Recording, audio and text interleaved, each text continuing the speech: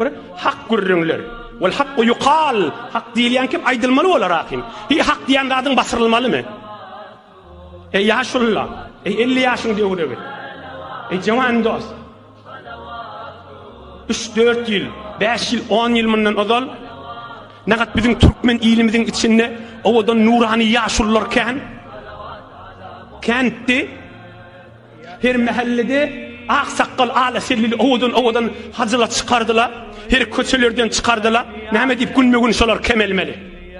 Yüzlerine nur dökülüp duran, iman dökülüp duran, mehabbet dökülüp duran, ağızlarından hayır dua dökülüp duran, iyiliğine giyeceğini dua edip duran, baylara sahavat, gariplere kanaat, gariplere sabır, marizlere şafa deyip dua edip duran yaşlılar, näme deyip gülmegün kemelmeli. Näme yaşlı kemelyämi, ya nurani adamlar kemelyämi gülmegün. Näme deyip şeyle olmalı. Önkü Türkmenlik dälinmeker.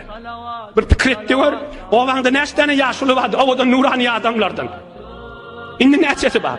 Öz qaqaň pikret, öz babaň pikret. Näme diýip gülmegün kemelmelşi? Näme diýip bilmeýän şyk bolmaly? Ey 40-dan ýetsen hacı däde. Ey 50 ýaşa baran. Şolar hemmeňiz gowy düşünýänsiňiz bu wurduňa.